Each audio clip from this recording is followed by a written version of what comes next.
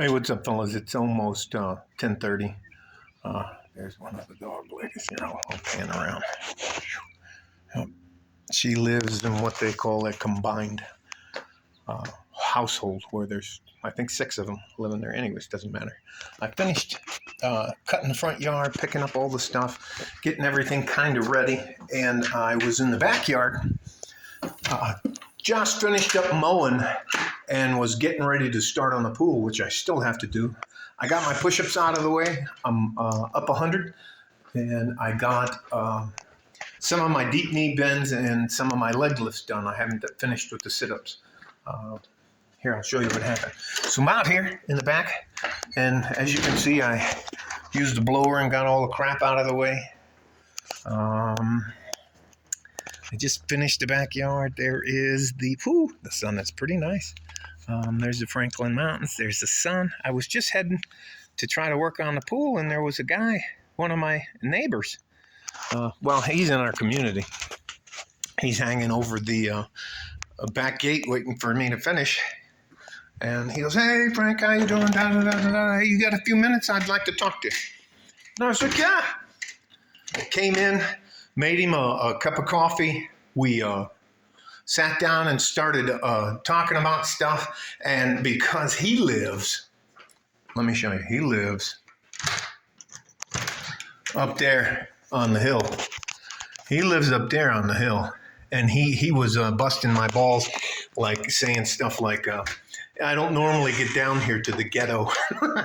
Calling my house the ghetto. And I was like, way to go, Richard Head. And if you don't know, Richard is the long version of Dick, so I was calling him a dickhead.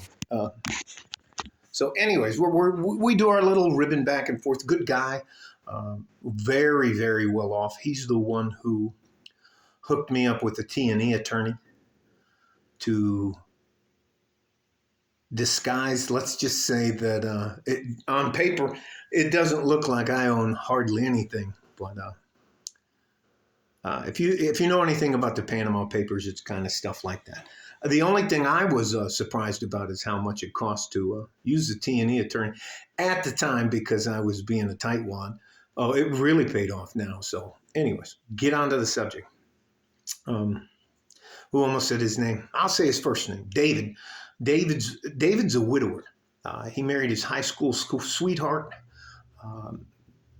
She raised his kids and was a stay-at-home mom, and he ended up building himself up through a couple of businesses. And one, he had a manufacturing company here on the border, and he's done very well for himself.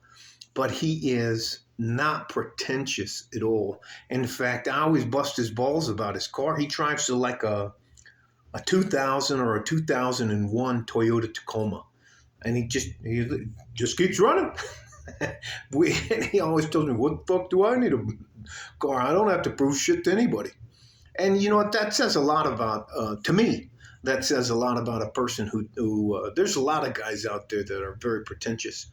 And they want you to think that they're ballers and all that in a bag of chips, but I don't think most of them could pay attention, or they're professional scam artists. So, anyways, he's one of my type of guys. And again, you know, what kind of fucking guy says he doesn't normally come down here to the ghetto? What a dick. It was fucking hilarious. I tried to get my cup of coffee back from him. Give me my fucking coffee back. It was just funny. And what he wanted to do, he wanted me to help him with, is he's lonely and he's tired of being alone, and he's going to look for a woman. And he told me, "I don't need you to help me with the prenup and videotaped, you know, and the questions they ask. Are you under duress? Do you understand what you're signing? You know, all this kind of thing." He was like, "I got that down." But what he wanted to know about was dating, and where he could find a traditional woman. And I told him, "Well, you're not going to find any, in my opinion, in the United States. The women here have bought so hard into the Disney fantasy, and they will call the cops on you. Women can't really beat your ass or kick your ass, but they will definitely do everything in their power to include lying in court about your character. You tried to touch them. You were sexually aggressive. You touched their kids. You did that. You did this. You did that. You did this. And they just try to destroy your life.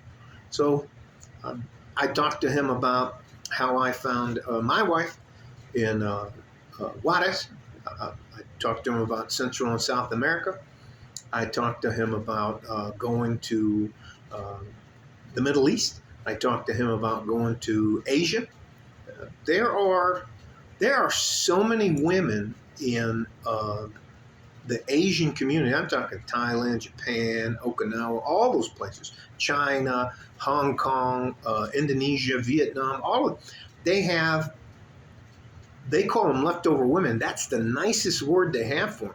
I mean, they call them bad cake. I mean, it's just, and there's millions of them, and they're traditional, and they look out for you.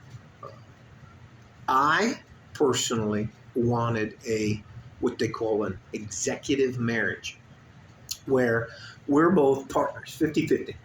We pay 50-50% of the bills. Uh, do we fight? Yeah, absolutely. Absolutely do we fight. Do you know what really stopped us from fighting? Is we both decided to stop drinking alcohol, not water and the rest of it to survive, but alcohol. And I feel better. Anyway, it doesn't matter.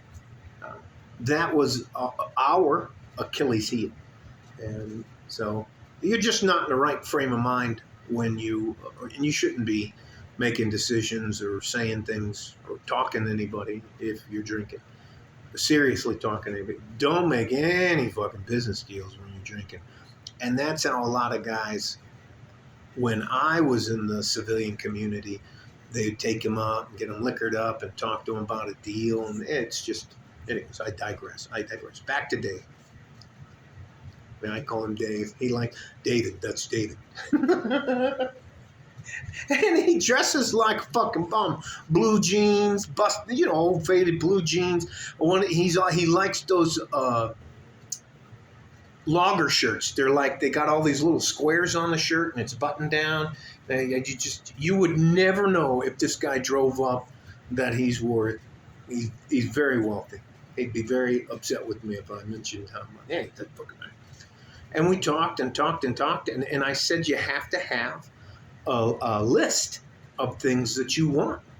And I gave him some examples. Fit, feminine, needs to know how to cook, needs to be willing to listen twice as much as she speaks. Same thing for the guy. She needs to be realistic about what she wants and what she deserves.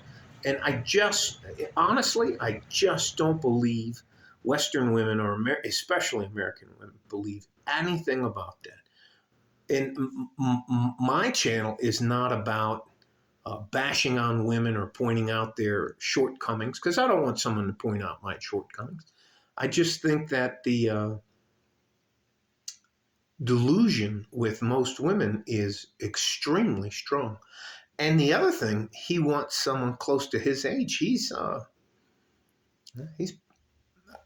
I'm not going to give you his demographics, but he's around my age. He's a year older than I am, and I'm 57, so he's 58. Sorry, David. Anyways, I didn't even know he was a subscriber. He fucking came over. So anyways, we talked and talked and talked and talked, and he's going to go to Europe. And he's going to go to, I believe he's going to go to Central America. And then I believe he's going to go to Colombia. And then I think he's got this huge, he was listing off the countries that he wanted to go to. I also told him that if he wanted to, he should secure what's called a matchmaker. That may not be, not a lot of people can afford that, but this guy can afford that big time. So anyways, I just don't think a man here in the United States, if he marries an American woman, can get a fair deal. I just don't think, no matter what happens, he will ever get a fair deal. And That's why I'm an advocate for men that go their own way. I completely understand it. Um, Younger men's lives are so much more difficult than mine is. Um, and if they catch you slipping, ooh, they will ruin your life. So, anyways, it was a nice break. Now I got to go back out and bust my butt to finish the pool. So, you guys stay safe and healthy. Take care of each other if you can. And if you can't, you have to take care of yourself because we need you. You're very important. You're way more important than anybody wants you to believe. Like a fart in a G string from West Texas, El Paso. I'm out of here. Bye bye.